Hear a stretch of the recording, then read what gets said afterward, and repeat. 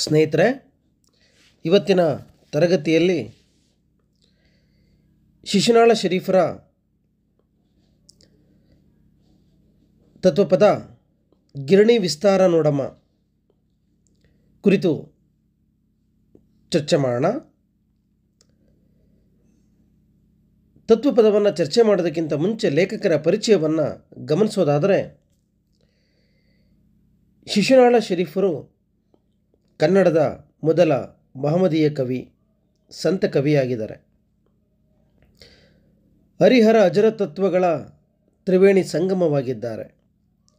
ಜಾತಿ ಮತ ಪಂಥ ಪಂಗಡಗಳ ಗಡಿಯನ್ನು ದಾಟಿ ನಿಂತ ಅನುಭಾವಿ ಹಾಗೂ ಅವಧೂತ ಅಂತೇಳಿ ನೋಡ್ತೀವಿ.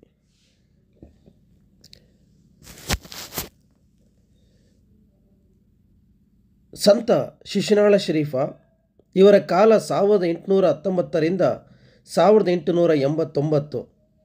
ಸ್ಥಳ ಶಿಶುವಿನಹಾಳ ಗ್ರಾಮ, ಶಿಗ್ಗಾವಿ ತಾಲೂಕು, ಹಾವೇರಿ ಜಿಲ್ಲೆ. ತಂದೆ ಇಮಾಮ್ ಹಜರತ್, ತಾಯಿ ಅಂಜುಮಾ ಅಂತೇಳಿ ಗಮನಿಸ್ತೀವಿ. ಹೆಂಡತಿ ಫಾತಿಮಾ.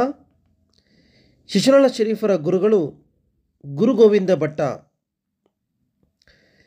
ಶರೀಫರ ಬಿರುದು ಕರ್ನಾಟಕದ ಕಬೀರ ಎಂದು ನಾವು ಕನ್ನಡಿಗರು ರೀತಿಯಿಂದ ಗುರುತಿಸ್ತೇವೆ.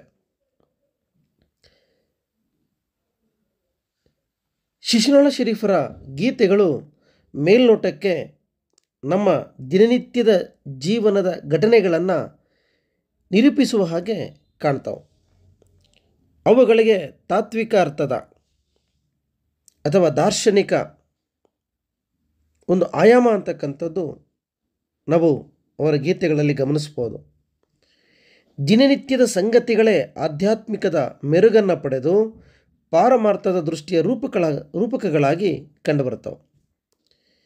ಶರೀಫರು ಆಡಿದ ಪದಗಳು ಧಾರವಾಡ ಜಿಲ್ಲೆಯ ಆಡು ಭಾಷೆಯ ಶೈಲಿಯಲ್ಲಿರ್ತಕ್ಕಂಥದ್ದು ಇಲ್ಲಿ ಗಮನಾರ್ಹವಾಗಿ ನಾವು ನೆನಪಿನಲ್ಲಿಡಬೇಕಾಗಿರ್ತಕ್ಕಂಥ ಸಂಗತಿ.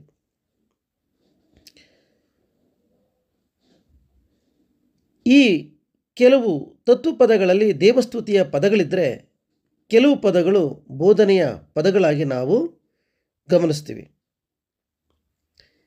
ಕೆಲವು ಉರ್ದಿ ಭಾಷೆಯಲ್ಲೂ ಕೂಡ ಸಿಗ್ತಾವೆ.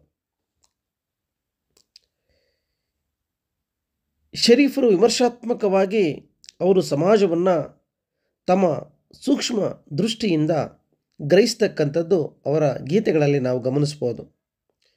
ಹಾಗಾಗಿ ಪ್ರಸ್ತುತ ಈ ಗಿರಣಿ ವಿಸ್ತಾರ ನೋಡಮ್ಮ ಈ ಭಾಗವನ್ನು ಶಿಶುನಾಳ ಶರೀಫರ ಗೀತೆಗಳು ಎಂಬ ಸಂಪಾದಿತ ಕೃತಿಯಿಂದ ಆಯ್ದುಕೊಳ್ಳಲಾಗಿದೆ.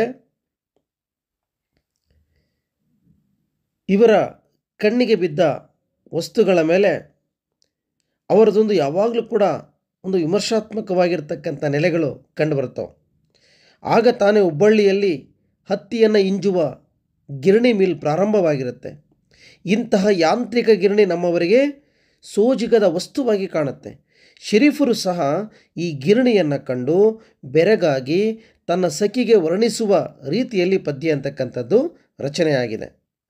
ಹಾಗಾಗಿ ಬ್ರಿಟಿಷರ ಆಳ್ವಿಕೆಯ ಕಾಲದಲ್ಲಿ ಭಾರತದಾದ್ಯಂತ ಪ್ರಾರಂಭವಾದ ಯಾಂತ್ರಿಕ ಗಿರಣಿಗಳು, ಅವುಗಳ ಸ್ಥಾಪನೆಯ ಹಿನ್ನೆಲೆಯಲ್ಲಿ ಶರೀಫರು ತಮ್ಮ ಹಾಡಿನ ಮೂಲಕ ಇಲ್ಲಿ ವ್ಯಕ್ತಪಡಿಸ್ತಾರೆ. ಹಾಗಾಗಿ ಮನುಷ್ಯನ ದೇಹಕ್ಕೂ ಮತ್ತು ಗಿರಣಿಗೂ ಒಂದು ಸಾಮ್ಯತೆಯನ್ನು ಈ ಕವಿತೆಯಲ್ಲಿ ಚರ್ಚೆ ಆಗ್ತಕ್ಕಂಥದ್ದನ್ನು ನಾವಿಲ್ಲಿ ನೋಡ್ಬೋದು. ಮೊದಲಿಗೆ ಇಡೀ ಕವಿತೆಯನ್ನು ನಾವು ಒಮ್ಮೆ ಓದೋಣ. ಆ ನಂತರದಲ್ಲಿ ಒಂದೊಂದು ಪದ್ಯಭಾಗವನ್ನು ಕುರಿತು ನಾವು ಚರ್ಚೆಯನ್ನು ಮಾಡೋಣ. ಗೀತೆ ಹೀಗಿದೆ: ಗಿರಣಿ ವಿಸ್ತಾರ ನೋಡಮ್ಮ, ಇದಕ್ಕೆ ಪರಾಕು ಮಾಡಮ್ಮ. ಧರಣೀಪತಿ ಮಹಾರಾಣಿ ದೊರೆಗಳು ಕರ್ನಾಟಕ ರಾಜ್ಯದಿ ಮೆರೆಸಿದ ಮಹಾಚೋದ್ಯ ವಿದ್ಯೆ ಅರಿಯದಾಯಿತು ನರರಿಗೆಲ್ಲ. ಜಲ ಅಗ್ನಿವಾಯು ಒಂದಾಗಿ ಕಲೆತು ಚಂದಾಗಿ, ಜಲ ಅಗ್ನಿವಾಯು ಒಂದಾಗಿ ನೆಲದಿಂದ ಗಗನಕ್ಕೆ ಮುಟ್ಟಿದಂತೆ ಕಾಂಬುದು ಚೆಲುವ ಮಧ್ಯದ ಕಂಬವು ಹೋಗಿ ಬಿಂಬವು. ಒಳಗೊಂದು ಬೇರೆ ಆಕಾರ ತಿಳುಕೋ ಚಮತ್ಕಾರ, ಒಳಗೊಂದು ಬೇರೆ ಆಕಾರ ದಳಗಳೊಂಬತ್ತು ಚಕ್ರ ಸುಳಿವ ಸೂತ್ರದ ದಾರದಲ್ಲಿ ಒಳಗೆ ಹೊರಗೆ ನವಕೊಳಿವೆಯು ಇದರೊಳವಿಯು. ಆಲಿಯೊಳಿಟ್ಟರಳಿ ಇಂಜಿ ಅಲ್ಯಾದವೋ ಅಂಜಿ, ಆಲಿಯೊಳಿಟ್ಟರಳಿ ಇಂಜಿ ಗಾಲಿಯೊಂದರ ಮೇಲೆ ಬ್ರಹ್ಮದ ಕೀಲ ಮೂಲ ಸುಷ್ಣುಮದಲ್ಲಿ ಜೋಲುತ್ತಿರುವುದು ನಾಡಿ ಅಲ್ಲಾಯ್ತು ಕುಕ್ಕಡಿ. ಪರಬೊಮ್ಮನ ಪಟ್ಟವು ಅಲ್ಲೇ ಪ್ರಾಣವನ್ನು ಮರೆತಿಟ್ಟವು. ಪರಬೊಮ್ಮನ ಪಟ್ಟವು ಧರಣಿಯಲ್ಲಿ ಶಿಶುನಾಳ ದೇವಾಂಗ ಋಷಿಯಿಂದ ನೈಸಿ ಅಚ್ಚಡ ಹೊಚ್ಚಿತು ಲೋಕವೆಲ್ಲ ಮೆಚ್ಚಿತು ಅಂಥೇಳಿ ತತ್ವಪದವನ್ನು ಬರೀತಾರೆ. ಮೊದಲಿಗೆ ನಾವು ಗಮನಿಸ್ತಕ್ಕಂಥದ್ದು ಗಿರಣಿ ವಿಸ್ತಾರ ನೋಡಮ್ಮ ಇದಕ್ಕೆ ಪರಾಕು ಮಾಡಮ್ಮ. ಧರಣೀಪತಿ ಮಹಾರಾಣಿ. ನಾವು ಈ ಮೊದಲ ಕವಿತೆಯನ್ನು ಭಾಗವನ್ನು ಗಮನಿಸಿದರೆ ಗಿರಣಿ ವಿಸ್ತಾರ ನೋಡಮ್ಮ ಇದಕ್ಕೆ ಪರಾಕು ಮಾಡಮ್ಮ, ಧರಣೀಪತಿ ಮಹಾರಾಣಿ ದೊರೆಗಳು ಕರ್ನಾಟಕ ರಾಜ್ಯದಿ ಮೆರೆಸಿದ ಮಹಾಚೋದ್ಯ ವಿದ್ಯೆ ಅರಿಯದಾಯಿತು ನರರಿಗೆಲ್ಲ. ನವನಾಗರಿಕತೆಯ ಪ್ರವೇಶವನ್ನು ಕುರಿತು ಶಿಶುನಾಳ ಶರೀಫರು ಹೇಳ್ತಾ ಇದ್ದಾರೆ. ಹಾಗಾಗಿ ಹುಬ್ಬಳ್ಳಿಯ ಕಡೆ ಬಂದಂತಹ ಅತ್ತಿಯ ಗಿರಣಿಯ ಅದು ತಂದಂತಹ ಹೊಸ ಬದಲಾವಣೆಯ ಚೋದ್ಯವನ್ನು ಕುರಿತು ಇಲ್ಲಿ ಕವಿ ಮಾತಾಡ್ತಾ ಇದ್ದಾರೆ. ಹಾಗಾಗಿ ಪರಾಕು ಮಾಡಮ್ಮ, ನವನಾಗರಿಕತೆಯನ್ನು ಸ್ವಾಗತ ಮಾಡು. ಹೊಸ ನಾಗರಿಕತೆ ನಮಗೆ ತೊಂದರೆ ಮಾಡದೇ ಇದ್ದರೆ, ಅದರಿಂದ ನಮಗೆ ಸಮಸ್ಯೆ ಆಗದೇ ಇದ್ದರೆ ಅದನ್ನು ನಾವು ಸ್ವೀಕರಿಸಬಹುದು. ಹಾಗಾಗಿ ಇಲ್ಲಿ ನವನಾಗರಿಕತೆಯ ಸ್ವಾಗತ ಮಾಡ್ತಾ ಇದ್ದಾರೆ. ಯಾವುದರ ಮೂಲಕ ಅಂದರೆ ಗಿರಣಿಯ ಮೂಲಕ. ಅತ್ತಿಯ ಗಿರಣಿ ಅಂತಕ್ಕಂಥದ್ದು ಹುಬ್ಬಳ್ಳಿಯ ಭಾಗದ ಕಡೆ ಬಂದಿರತಕ್ಕಂಥದ್ದನ್ನು ಇಲ್ಲಿ ಗುರುತಿಸ್ತಾ ಇದ್ದಾರೆ. ಹಾಗಾದರೆ ಈ ಹತ್ತಿ ಗಿರಣಿಯನ್ನು ಯಾರು ತಗೊಂಡು ಬಂದರು ಹೇಳ್ತಾ ಇದ್ದಾರೆ. ಧರಣೀಪತಿ ಮಹಾರಾಣಿ ದೊರೆಗಳು ಕರ್ನಾಟಕ ರಾಜ್ಯದಿ ಮೆರೆಸಿದ ಮಹಾಚೋದ್ಯ ವಿದ್ಯೆ ಅರಿಯದಾಯಿತು ನರರಿಗೆಲ್ಲ. ಧರಣೀಪತಿ ಭೂಮಂಡಲದ ರಾಣಿಯಾಗಿರ್ತಕ್ಕಂತಹ ಕರುಣಾಪೂರ್ಣಳಾಗಿರ್ತಕ್ಕಂತಹ ವಿಕ್ಟೋರಿಯಾ ರಾಣಿ ಬ್ರಿಟಿಷರಿಗೆ ಭಾರತವನ್ನು ಆಳ್ತಾ ಇದ್ದರು. ಭಾರತವನ್ನು ಆಳುವ ಸಮಯದಲ್ಲಿ ಬ್ರಿಟಿಷರ ರಾಣಿಯಾಗಿರ್ತಕ್ಕಂಥ ವಿಕ್ಟೋರಿಯಾ ರಾಣಿ ಈ ರಾಜ್ಯಕ್ಕೆ ತರಿಸಿದ ಚೋದ್ಯವಿದು ಯಾವುದು ಅಂತಂದರೆ ಹತ್ತಿಗಿರಣಿ. ಹಾಗಾಗಿ ಈ ಹತ್ತಿಗಿರಣಿಯನ್ನು ತರಿಸಿರ್ತಕ್ಕಂಥವ್ರು ಯಾರು ಇಲ್ಲಿಗೆ ಕರ್ನಾಟಕ ರಾಜ್ಯಕ್ಕೆ, ಹುಬ್ಬಳ್ಳಿಯ ಭಾಗಕ್ಕೆ ಅಂತಂದರೆ ಅಂದು ನಮ್ಮ ಭಾರತವನ್ನು ಆಳ್ತಕ್ಕಂತಹ ಬ್ರಿಟಿಷರ ರಾಣಿಯಾಗಿರುವ ವಿಕ್ಟೋರಿಯಾ ರಾಣಿ. ಹಾಗಾಗಿ ಅವಳನ್ನು ಧರಣೀಪತಿ, ಭೂಮಂಡಲದ ರಾಣಿ ಅಂಥೇಳಿ ಇಲ್ಲಿ ಗುರುತಿಸ್ತಾರೆ. ಎರಡನೇ ಪದ್ಯ ಭಾಗ ಹೀಗಿದೆ. ಜಲ ಅಗ್ನಿ ವಾಯು ಒಂದಾಗಿ ಕಲೆತು ಚೆಂದಾಗಿ, ಜಲ ಅಗ್ನಿವಾಯು ಒಂದಾಗಿ ನೆಲದಿಂದ ಗಗನಕ್ಕೆ ಮುಟ್ಟಿದಂತೆ ಕಾಂಬುದು ಚೆಲುವ ಮಧ್ಯದ ಕಂಬವು ಹೋಗಿ ಬಿಂಬವು. ಇಡೀ ನಮ್ಮ ದೇಹ ರಚನೆಯಾಗಿರ್ತಕ್ಕಂಥದ್ದು ಜಲ, ಅಗ್ನಿ, ವಾಯು, ಹೀಗೆ ಪಂಚಭೂತಗಳಿಂದ ಮನುಷ್ಯನ ದೇಹ ಅಂತಕ್ಕಂಥದ್ದು ರಚನೆಯಾಗಿರ್ತಕ್ಕಂಥದ್ದು. ಹಾಗೆ ಹತ್ತಿಯ ಗಿರಣಿಯ ಒಳಗೆ ಜಲ, ಅಗ್ನಿ, ವಾಯು ಬಹಳ ಮುಖ್ಯ ಪಾತ್ರವನ್ನು ವಹಿಸುತ್ತೆ. ಜಲ, ಅಗ್ನಿ, ವಾಯುವನ್ನು ಬಳಸಿಕೊಂಡು ನೆಲದಿಂದ ಗಗನಕ್ಕೆ ಮುಟ್ಟತಕ್ಕಂತಹ ಉದ್ದನೆಯ ಕಂಬ. ನೀವು ಫ್ಯಾಕ್ಟ್ರಿಗಳ ಮೇಲೆ ಹತ್ತಿ ಗಿರಣಿಯ ಮೇಲೆ ನೀವು ಉದ್ದನೆಯ ಕಂಬವನ್ನು ನಿಲ್ಲಿಸಿರ್ತಾರೆ. ಅದರ ಮೂಲಕ ಹೊಗೆ ಅಂತಕ್ಕಂಥದ್ದು ಹೊರಗಡೆ ಹೋಗುತ್ತೆ. ಹಾಗಾಗಿ ಮನುಷ್ಯನ ದೇಹಕ್ಕೂ ಹತ್ತಿ ಗಿರಣಿಗೂ ಒಂದು ಸಾಮ್ಯತೆಯನ್ನು ಇಲ್ಲಿ ಕವಿ ಕಲ್ಪಿಸ್ತಾ ಇದ್ದಾರೆ. ಹೇಗೆ ಈ ಮನುಷ್ಯನ ದೇಹ ಅಂತಕ್ಕಂಥದ್ದು ಜಲ, ಅಗ್ನಿ, ವಾಯುವುಗಳಿಂದ ರಚನೆಯಾಗಿದೆಯೋ ಹಾಗೆ ಈ ಹತ್ತಿ ಗಿರಣಿಯ ಒಳಗೂ ಕೂಡ ಜಲ, ಅಗ್ನಿ, ವಾಯು ಅಂತಕ್ಕಂಥದ್ದು ಬಹಳ ಪ್ರಮುಖವಾಗಿರ್ತಕ್ಕಂಥ ಪಾತ್ರವನ್ನು ವಹಿಸುತ್ತವೆ. ಹಾಗಾಗಿ ಇಲ್ಲಿ ಕಂಬ ಅಂತಂದರೆ ಚಿಮಣಿ ಅಂತೇಳಿ ನಾವು ಗಮನಿಸ್ಬೋದು. ಮುಂದಿನ ಪದ್ಯಭಾಗ ಹೀಗಿದೆ. ಒಳಗೊಂದು ಬೇರೆ ಆಕಾರ ತಿಳುಕೋ ಚಮತ್ಕಾರ, ಒಳಗೊಂದು ಬೇರೆ ಆಕಾರ ದಳಗಳೊಂಬತ್ತು ಚಕ್ರ ಸುಳಿಯುವ ಸೂತ್ರದ ದಾರದಲ್ಲಿ ಒಳಗೆ ಹೊರಗೆ ನವಕೊಳಿವೆಯ ಇದರೊಳ ಅವಿಯು ಅಂತ ಹೇಳ್ತಾರೆ. ನೋಡು, ಒಳಗೊಂದು ಆಕಾರ, ಒಳಗೊಂದು ಬೇರೆ ಆಕಾರ ಅಂತಾರೆ. ಮನುಷ್ಯನ ದೇಹವನ್ನು ಮತ್ತು ಹತ್ತಿ ಗಿರಣಿಯನ್ನು ಸಾಮ್ಯತೆಯನ್ನು ಹೇಳ್ತಾ ಈ ಮನುಷ್ಯನೆಂಬ ಈ ದೇಹವು ನವರಂಧ್ರಗಳಿಂದ ರಚನೆಯಾಗಿರ್ತಕ್ಕಂಥದ್ದು. ಹಾಗೆ ಹತ್ತಿಯ ಗಿರಣಿಯಲ್ಲಿಯೂ ಕೂಡ ನವರಂಧ್ರಗಳನ್ನು ಬಳಸಿಕೊಂಡು ಆ ಚಕ್ರದ ಸುಳಿಗಳು 9 ರೀತಿಯ ಹತ್ತಿಯನ್ನು ಉಂಡೆ ಮಾಡುವ 9 ದಳಗಳನ್ನು ಬಳಸಿಕೊಂಡು ದಾರವನ್ನು ಸುತ್ತುವ ಹೇಗೆ ಅಲ್ಲಿ ರೆಡಿಯಾಗ್ತವೋ ಆ ಕೊಳುವೆಗಳಲ್ಲಿ, ಹಾಗೆ ಈ ನಮ್ಮ ದೇಹವೂ ಕೂಡ ನವರಂಧ್ರಗಳಿಂದ ರಚನೆಯಾಗಿರ್ತಕ್ಕಂಥದ್ದು. 2 ಕಣ್ಣುಗಳು, 2 ಕಿವಿಗಳು, ಬಾಯಿ, ಜನನೇಂದ್ರಿಯ, ಗುದದ್ವಾರ, 9 ನವರಂಧ್ರಗಳು ಮನುಷ್ಯನಿಗೆ ಹೇಗಿದೆಯೋ, ಮೂಗಿನ 2 ಒಳ್ಳೆಗಳು, ಹಾಗೆ ಆ ಹತ್ತಿಯ ಗಿರಣಿಯಲ್ಲಿಯೂ ಕೂಡ ನಾವು 9 ದಳಗಳನ್ನು ನೋಡ್ತೇವೆ. ಚಕ್ರದ ರೂಪದಲ್ಲಿ ಅವು ದಾರಗಳನ್ನು ಸುತ್ತಿಕೊಳ್ತಾ ಇರ್ತಕ್ಕಂಥದ್ದನ್ನು ನಾವಿಲ್ಲಿ ಗಮನಿಸಬಹುದು. ನವಕೊಳುವೆ, ಲಾಳಿಯ ರೂಪದಲ್ಲಿರ್ತಕ್ಕಂತಹ ನೀವು ಹತ್ತಿಯನ್ನು ಸುತ್ತತಕ್ಕಂತಹ ಒಂದು ಚಿತ್ರಣ ಅಂತಕ್ಕಂಥದ್ದು ನೀವು ಹತ್ತಿ ಗಿರಣಿಯಲ್ಲಿ ನೋಡ್ತೀರಾ. ಆ ಹತ್ತಿ ಗಿರಣಿಯ ಒಳಗೆ ಈ ರೀತಿಯಲ್ಲಿ ಹತ್ತಿಯನ್ನು ಬೇರ್ಪಡಿಸಿ, ಅದರ ಕಸವನ್ನು, ಅದರ ಬೀಜವನ್ನು, ಹತ್ತಿಯನ್ನು ಬೇರ್ಪಡಿಸಿ ಹೇಗೆ ನೂಲನ್ನು ನವದಳಗಳನ್ನು ಬಳಸಿಕೊಂಡು ಚಕ್ರಗಳ ಮೂಲಕ ಲಾಳಿಗೆ ಸುತ್ತುತ್ತಾರೋ, ಹಾಗೆ ನಮ್ಮ ದೇಹವು ಕೂಡ ನವರಂಧ್ರಗಳಿಂದ ರಚನೆಯಾಗಿರ್ತಕ್ಕಂಥದ್ದು. ಹಾಗಾಗಿ ಎರಡರ ಚಮತ್ಕಾರವನ್ನು, ಮನುಷ್ಯನ ದೇಹಕ್ಕೂ ಹತ್ತಿಯ ಗಿರಣಕ್ಕಿರ್ತಕ್ಕಂಥ ಚಮತ್ಕಾರವನ್ನು ಮತ್ತು ಅವೆರಡಕ್ಕೂ ಇರ್ತಕ್ಕಂಥ ಸಾಮ್ಯತೆಯನ್ನು ಕುರಿತು ಇಲ್ಲಿ ಶಿಶುನಾಳ ಶರೀಫರು ಮಾತಾಡ್ತಾ ಇದ್ದಾರೆ. ಮುಂದಿನ ಭಾಗ ಹೀಗಿದೆ: ಆಲಿಯೊಳಿಟ್ಟರಳಿ ಇಂಜಿ ಅಲ್ಯಾದವೋ ಅಂಜಿ, ಆಲಿಯೊಳಿಟ್ಟರಳಿ ಇಂಜಿ ಗಾಲಿಯೊಂದರ ಮೇಲೆ ಬ್ರಹ್ಮದ ಕೀಲ ಮೂಲ ಸುಷ್ಣುಮದಲ್ಲಿ ಜೋಲುತ್ತಿರುವುದು ನಾಡಿ ಅಲ್ಲಾಯ್ತು ಕುಕ್ಕಡಿ ಅಂತ ಹೇಳ್ತಾರೆ. ಹತ್ತಿಯನ್ನು ಸಂಗ್ರಹಿಸ್ತಕ್ಕಂತಹ ಒಂದು ಯಂತ್ರ. ಆ ಯಂತ್ರದ ಒಳಗೆ ಹತ್ತಿಯನ್ನು ಸಂಗ್ರಹಿಸಿದಾದ ಮೇಲೆ ಆ ಯಂತ್ರದ ಒಳಗೆ ಏನನ್ನು ಸಂಗ್ರಹಿಸ್ತಾರೆ ನೋಡಿ ಹೇಳ್ತಾನೆ. ಆಲಿಯೊಳಿಟ್ಟರಳಿ, ಅರಳಿ ಅಂತಂದರೆ ಹತ್ತಿ. ಆಲಿ ಒಂದು ಯಂತ್ರದ ಒಂದು ಬಾಕ್ಸ್, ಆ ಬಾಕ್ಸಿನ ಒಳಗಡೆಗೆ ಹತ್ತಿಯನ್ನು ತುಂಬಿದರೆ ಆ ಹತ್ತಿಯನ್ನು ಆ ಯಂತ್ರವು ಏನು ಮಾಡ್ತಾ ಇದೆ ಅಂತಂದರೆ ಇಂಜಿ, ಹತ್ತಿಯನ್ನು ಇಂಜುವ ಕೆಲಸವನ್ನು ಹತ್ತಿಯ ಗಿರಣಿಯಲ್ಲಿ ಮಾಡ್ತಕ್ಕಂಥದ್ದನ್ನು ನೋಡ್ಬೋದು. ಧೂಳನ್ನು, ಅದರಲ್ಲಿರ್ತಕ್ಕಂಥ ಬೀಜವನ್ನು, ಕಸಕಡ್ಡಿಗಳನ್ನು ತೆಗೆದುಹಾಕಿ ಹತ್ತಿಯನ್ನು ನಿಧಾನವಾಗಿ ಏನು ಮಾಡ್ತಾ ಇದ್ದಾವೆ, ಬಿಡಿಸ್ತಾ ಇದ್ದಾವೆ. ಅಲ್ಯಾದವೋ ಹಂಜಿ, ಹಾಗಾಗಿ ಅಲ್ಲಿ ಶುದ್ಧವಾಗಿರ್ತಕ್ಕಂತಹ ಹತ್ತಿ ಅಂತಕ್ಕಂಥದ್ದು ಒಂದು ಕಡೆ, ಉಳಿದ ಕಸಕಡ್ಡಿ ಬೀಜಗಳು ಮತ್ತೊಂದು ಕಡೆ ಹೋಗ್ತಾ ಇದೆ. ಆಲಿಯೊಳಿಟ್ಟರಳಿ ಇಂಜಿ ಗಾಲಿಯೊಂದರ ಮೇಲೆ ಬ್ರಹ್ಮದ ಕೀಲ. ಯಾವ ರೀತಿಯಲ್ಲಿ ಹತ್ತಿ ಗಿರಣಿಯ ಒಳಗೆ, ಯಂತ್ರದ ಒಳಗೆ ಹಾಕಿದ ಹತ್ತಿಯು ಹಿಂಜಿ ಹೇಗೆ ಅದರಲ್ಲಿರುವ ಕಸಕಡ್ಡಿಗಳು ಮತ್ತು ಶುದ್ಧವಾದ ಹತ್ತಿಯು ಬೇರ್ಪಡುವುದೋ, ಹಾಗೆ ನಮ್ಮ ದೇಹವನ್ನು ಕೂಡ ಏನು ಮಾಡ್ತಿದ್ದಾರೆ, ಇಲ್ಲಿ ಹೋಲಿಕೆಯನ್ನು ಮಾಡ್ತಿದ್ದಾರೆ.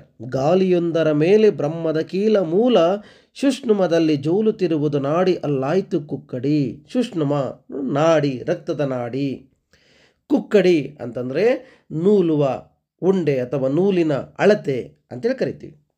ಹೇಗೆ ಇಡೀ ಮನುಷ್ಯನ ದೇಹ ಚೈತನ್ಯಶೀಲವಾಗಿರಬೇಕು ಅಂತಂದರೆ ಅಡಿಯಿಂದ ಮುಡಿಯೋವರೆಗೂ ಕೂಡ ರಕ್ತ ಸಂಚಾರ ಅಂತಕ್ಕಂಥದ್ದು ಸುಗಮವಾಗಬೇಕು. ಹಾಗಾಗಿ ಇಡೀ ಮನುಷ್ಯನ ದೇಹಕ್ಕೆ ಇಂಡ, ಪಿಂಗಳ, ಸುಷ್ಣುಮ ಅಂತಕ್ಕಂಥ ಪ್ರಮುಖ ನಾಡಿಗಳು ರಕ್ತ ಸಂಚಾರವನ್ನು ಮಾಡ್ತವೆ.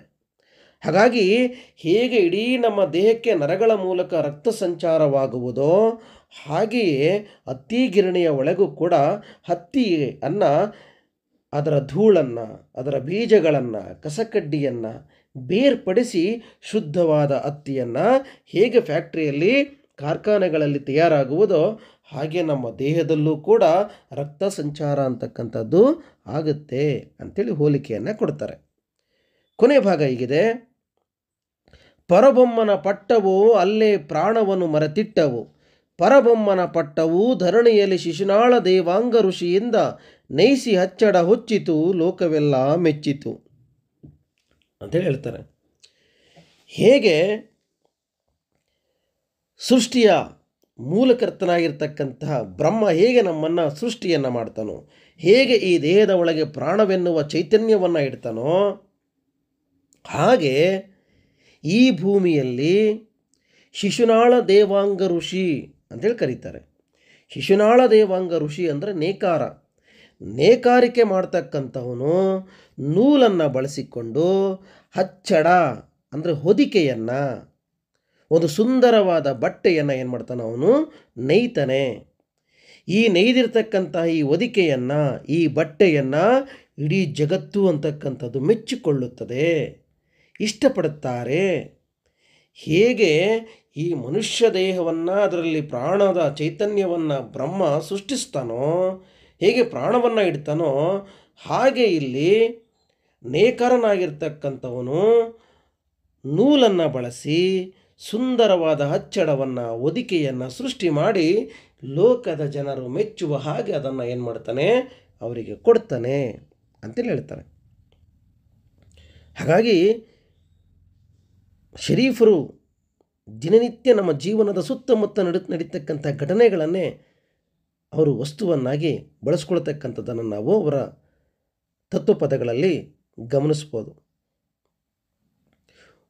ಹುಬ್ಬಳ್ಳಿಯಲ್ಲಿ ಬಂದಿರತಕ್ಕಂತಹ ಇಂಜುವ ಹತ್ತಿ ಗಿರಣಿಯ ಅವರ ಮೇಲೆ ಮೂಡಿದಂತಹ ಪ್ರಭಾವವನ್ನು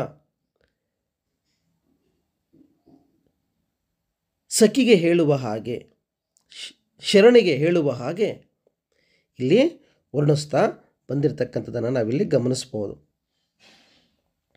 ಹಾಗಾಗಿ ಶರೀಫರು ಇಂತಹ ಹತ್ತಿಗಿರಣಿಗಳನ್ನು ತಂದವರು ಯಾರು ಅಂದರೆ ಧರಣೀಪತಿಯಾದ, ಭೂಮಂಡಲದ ರಾಣಿಯಾದ, ಕರುಣಾಪೂರ್ಣಳಾಗಿರ್ತಕ್ಕಂಥ ವಿಕ್ಟೋರಿಯಾ ರಾಣಿ.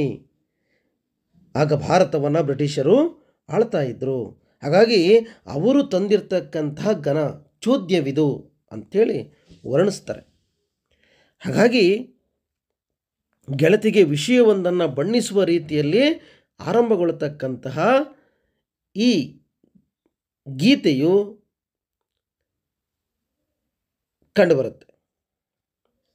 ಆಧುನಿಕ ಕಾಲದ ಯಂತ್ರಗಳ ಕಾರ್ಯವೈಖರ್ಯವು, ಅವುಗಳ ನಾಜೂಕುತನ, ಅವುಗಳ ತಂತ್ರಗಾರಿಕೆ ಮತ್ತು ಅಭಿವೃದ್ಧಿಯ ಓಟ ಇವೆಲ್ಲವೂ ಕೂಡ ಈ ಪದ್ಯದ ಹಿನ್ನೆಲೆಯಲ್ಲಿ ನಾವು ಗ್ರಹಿಸ್ಬೋದು. ಗಿರಣಿಯು ಚಲಿಸುವ ರೀತಿ, ಚೈತನ್ಯ, ಚಮತ್ಕಾರಗಳನ್ನು ಸಖಿಯೊಂದಿಗೆ ಹಂಚಿಕೊಳ್ಳುವ ಹಾಗೆ ತಮ್ಮ ಮನಸ್ಸಿನೊಳಗೆ ಉಂಟಾದ ಆ ಭಾವನೆಗಳನ್ನು, ಆ ಬೆರಗನ್ನು ಕವಿತೆಯ ಮೂಲಕ ಕವಿ ಇಲ್ಲಿ ವ್ಯಕ್ತಪಡಿಸ್ತಾರೆ. ಜಲ, ಅಗ್ನಿ ಹಾಗೂ ವಾಯುಗಳು ಒಂದಾಗಿ ನೆಲದಿಂದ ಗಗನಕ್ಕೆ ಅವು ಮುಟ್ತಾ ಇದ್ದಾವೆ. ಅಂದರೆ ಪಂಚಭೂತಗಳು ಒಂದಾಗಿ ಜೀವಿಗೆ ರೂಪವನ್ನು, ಜನ್ಮವನ್ನು ಕೊಟ್ಟಿದ್ದಾವೆ ಅನ್ನೋದು ಶರೀಫರ ಹಿಂದಿನ ಮಾತು. ಹಿಂಜಿದ ಅರಳಿಯನ್ನು ದಾರದ ಎಳೆ ಮಾಡಲು ಎರಡು ಗಾಲಿಗಳು ನಿರ್ಗುಣ ಬ್ರಹ್ಮನಿಗೆ ಇಲ್ಲಿ ಹೋಲಿಸಲಾಗಿರ್ತಕ್ಕಂಥದ್ದು. ಪರಮಾತ್ಮನ ಅಣತಿಯ ಅಂತೆ ಪಾಲಿಸುವ ಭಕ್ತ ಜನರು ಅವನ ಕೃಪೆಯೆನ್ನುವ ಈ ಅಚ್ಚಡವನ್ನು ಹೊಚ್ಚಿಕೊಂಡು ತಮ್ಮನ್ನು ತಾವೇ ರಕ್ಷಿಸಿಕೊಳ್ಳಬೇಕೆಂಬ ಇಂಗಿತ.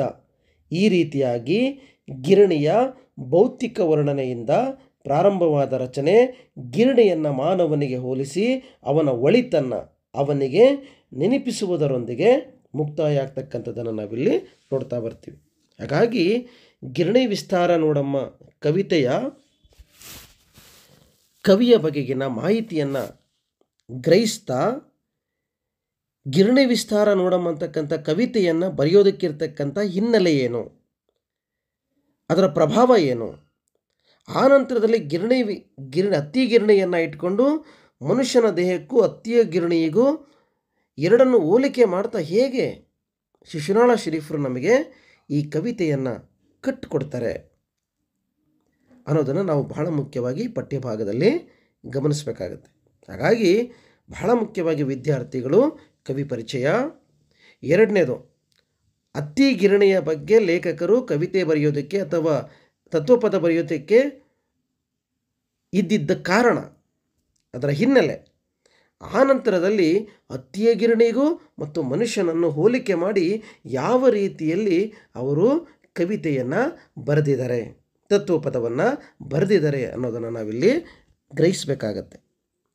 ಮುಂದಿನ ತರಗತಿಯಲ್ಲಿ ಮತ್ತೊಂದು ಪಠ್ಯವನ್ನು ಕುರಿತು ಚರ್ಚೆ ಮಾಡೋಣ. ನಮಸ್ಕಾರ.